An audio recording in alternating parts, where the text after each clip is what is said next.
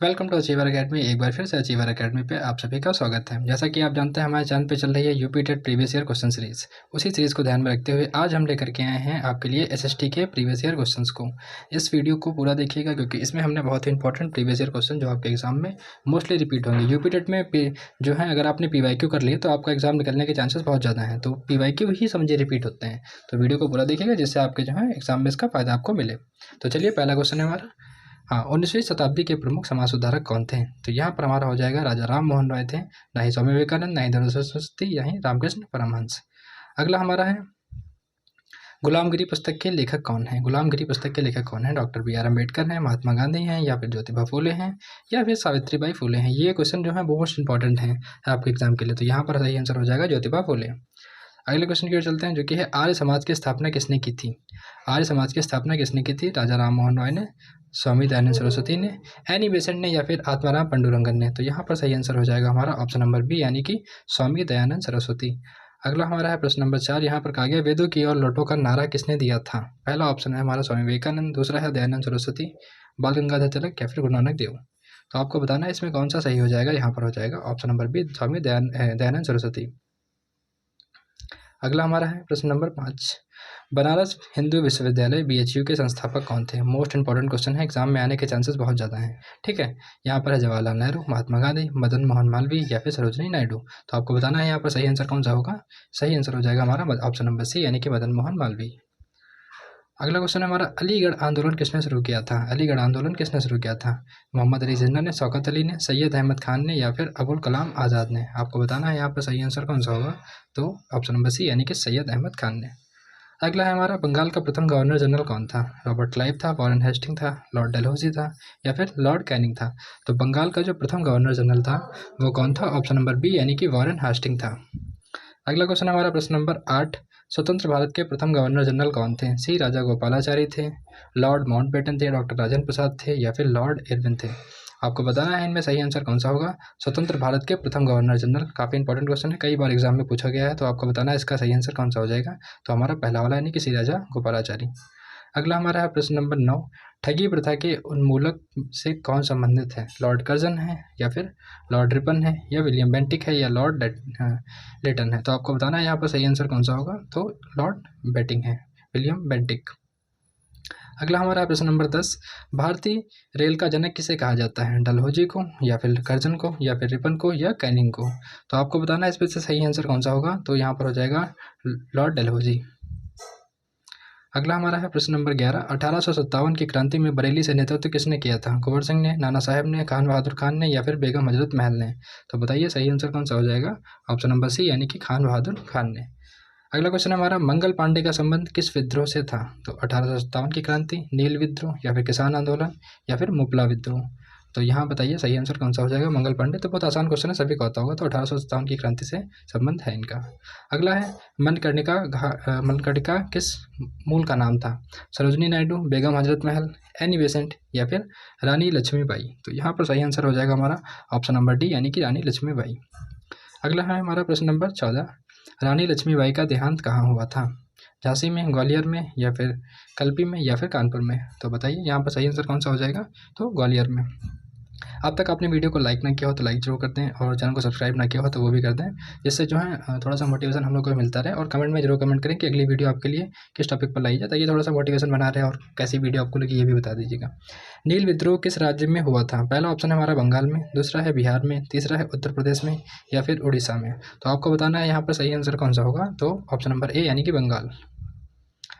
हाँ, यहाँ पर है, माई एक्सपेरिमेंट विद ट्रूथ पुस्तक के लेखक कौन है? जवाहरलाल नेहरू, महात्मा गांधी, सुभाष चंद्र बोस, या फिर भगत सिंह। ये क्वेश्चन काफ़ी इजी लेवल के हैं, लेकिन आपके एग्जाम में इसमें से कहीं ना कहीं क्वेश्चन आपको रिपीट मिलेंगे। ठीक है, तो यहाँ पर बी वाला हमारा बिल्कुल सही हो जाएगा, महात्मा गांधी। अगला है, गांधी जी ने असहयोग आंदोलन कब वापस लिया था? पहला ऑप्शन है 13 अप्रैल 1919, 12 फरवरी 1922, 15 अगस्त 1947, 26 जनवरी 1930। तो आपको बताना है यहाँ पर सही आंसर कौन सा हो जाएगा। तो सही हो जाएगा हमारा ऑप्शन नंबर बी, 12 फरवरी 1922 को। अगला क्वेश्चन है हमारा 18 नंबर। मैं नास्तिक क्यों हूँ लेखक किससे है? मतलब इस पुस्तक के लेखक कौन है? भगत सिंह है, चंद्रशेखर आजाद है, रामप्रसाद बिस्मिल है, या फिर सुखदेव हैं। उम्मीद है आप सभी इसका आंसर जानते होंगे। तो यहाँ पर हमारा सही आंसर हो जाएगा option number A, Bhagat Singh. अगला क्वेश्चन है हमारा, प्लासी के युद्ध के समय बंगाल का नवाब कौन था? प्लासी के युद्ध के समय जो है बंगाल का नवाब थे मीर जफर, मीर कासिम, सिराजुद्दौला या फिर शुजाउद्दौला। तो आपको बताना है यहाँ पर इसका सही आंसर कौन सा हो जाएगा। तो यहाँ पर सही हो जाएगा सिराजुद्दौला, ऑप्शन नंबर सी। अगला क्वेश्चन है हमारा, बक्सर युद्ध में कौन पराजित हुआ था?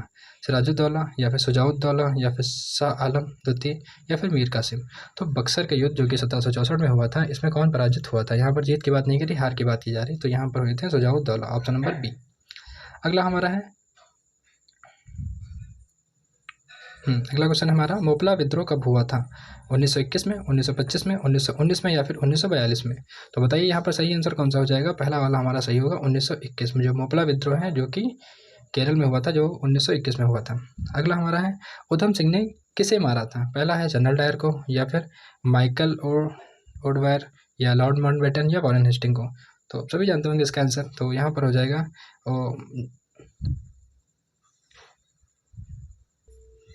तो यहाँ पर हमारा सही आंसर हो जाएगा option number B, Michael O'Dwyer. ठीक है, आगे चलते हैं। अगला क्वेश्चन हमारा प्रश्न नंबर 23, सबसे पुराना वेद कौन सा है? सामवेद है, यजुर्वेद है, ऋग्वेद है या फिर अथर्ववेद है। सबसे पुराना वेद कौन सा हो जाएगा, यहाँ पर आपको बताना है। तो ये जो है काफ़ी इंपॉर्टेंट क्वेश्चन है, आपके एग्जाम में रिपीट हो सकता है। तो यहाँ पर ऋग्वेद हमारा सबसे पुराना हो जाएगा। अगला है, गौतम बुद्ध ने अपने उपदेश किस भाषा में दिए थे? पहला है संस्कृत, दूसरा है प्राकृत, या फिर पाली, या फिर हिंदी में। आपको बताना है गौतम बुद्ध ने अपने उपदेश किस भाषा में दिए थे। तो यहाँ पर सही हो जाएगा हमारा ऑप्शन नंबर सी, पाली भाषा में। गौतम बुद्ध को परिनिर्वाण कहाँ पर हुआ था? लुम्बिनी में, बोधगया में, सारनाथ में या फिर कुशीनगर में। तो यहाँ पर बताइए इसका सही आंसर कौन सा होगा। तो इसका सही आंसर हो जाएगा ऑप्शन नंबर डी, यानी कि कुशीनगर।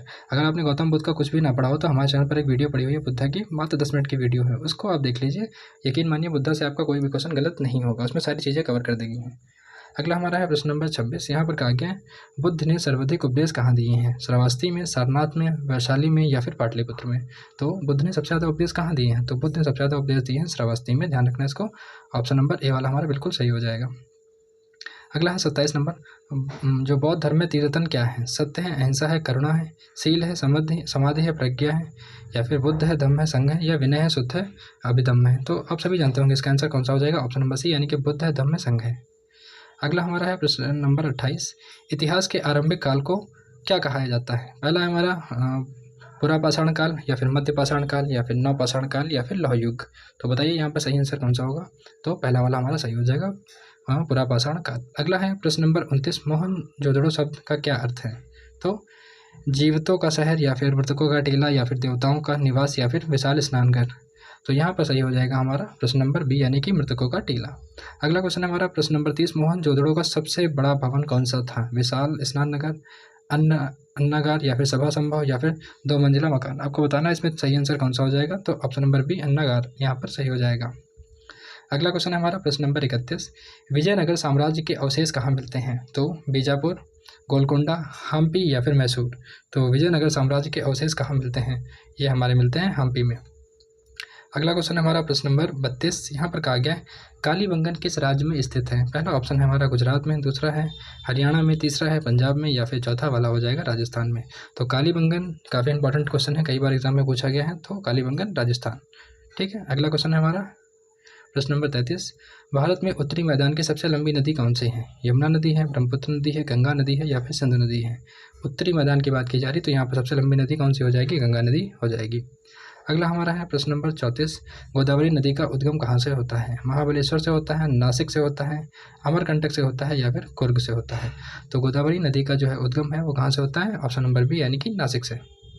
अगला क्वेश्चन है हमारा प्रश्न नंबर 35, थार मरुस्थल की सबसे लंबी नदी कौन सी है? साबरमती है, लूनी है, या फिर चंबल है, या फिर माही है। तो आपको बताना है जो थार डिजर्ट है उसकी सबसे लंबी नदी कौन सी है। तो यहाँ पर बी वाली, यानी कि लूनी हमारी सबसे लंबी नदी में आ जाएगा। अगला हमारा चिल्का झील किस राज्य में स्थित है? आंध्र प्रदेश, उड़ीसा में, तमिलनाडु में, या फिर केरल में। तो आपको बताना है यहाँ पर सही आंसर कौन सा हो जाएगा। तो यहाँ सही हो जाएगा हमारा ऑप्शन नंबर बी, उड़ीसा में। अगला है अरावली पर्वतमाला जो कि है सबसे ऊंची चोटी कौन सी है? धूपगढ़ है, अनाईमुड़ी है, या फिर गुरु शिखर है, या फिर डोडा बेटा है। तो इसका बताइए सही आंसर कौन सा हो जाएगा। तो इसका सही हो जाएगा गुरु शिखर, जो है अरावली पर्वत की सबसे ऊंची चोटी है। अगला हमारा है खेतड़ी किसके लिए प्रसिद्ध है? लोहा के लिए, कोयला के लिए, सोना के लिए, या फिर तांबा के लिए। तो यहाँ पर बताइए सही आंसर कौन सा होगा। तो ऑप्शन नंबर डी, यानी कि तांबा, बिल्कुल सही हो जाएगा। अगला हमारा है प्रश्न नंबर 39, यहाँ पर कहा गया है कोलार के खाने किस धातु से संबंधित हैं? पहला है हमारा चांदी से, दूसरा हीरा से, या फिर सोना से, या फिर तांबा से। तो यहाँ हमारा सही आंसर हो जाएगा ऑप्शन नंबर सी यानी कि सोना। अगला है प्रश्न नंबर 40। किस मिट्टी में पानी धारण करने की क्षमता सबसे अधिक होती है? चिकनी मिट्टी में, रेतली मिट्टी में, लाल मिट्टी में, या फिर लैटराइट मिट्टी में? आपको बताना है यहाँ पर सही आंसर कौन सा होगा। तो यहाँ हो जाएगा हमारा पहला वाला यानी कि चिकनी मिट्टी। अगला क्वेश्चन है हमारा 41 नंबर। बंगाल टाइगर को भारत का राष्ट्रीय पशु कब घोषित किया गया है? 50 में, 72 में, 85 में, 47 में? मतलब 1950 में, या फिर 1972 में, या 1985 में, या फिर 1947 में? काफ़ी इंपॉर्टेंट क्वेश्चन है, बताइए यहाँ पर कौन सा हो जाएगा। तो ये बी वाला 1972 में। अगला क्वेश्चन है हमारा कोसी नदी मुख्य रूप से किस राज्य में बहती है? तो उत्तर प्रदेश में, बिहार में, पश्चिम बंगाल में, या फिर झारखंड में?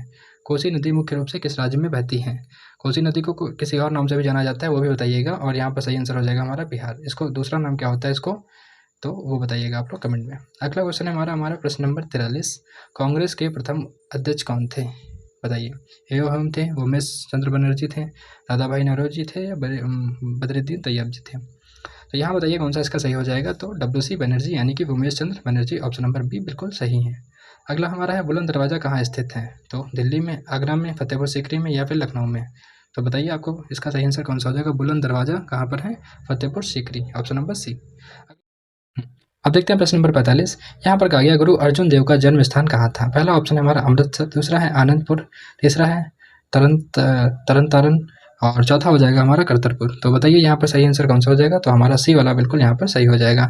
इसी के साथ हमने यहाँ पर अपने जो है लास्ट क्वेश्चन को भी कंप्लीट कर लिया है। अगर आपको वीडियो पसंद आई हुई हो तो लाइक करिएगा, चैनल को सब्सक्राइब करिएगा। अदर इंपॉर्टेंट वीडियो चैनल पर पड़ी हुई हैं, आपके एग्जाम के लिए इंपॉर्टेंट है, उनको भी एक बार जरूर देखें।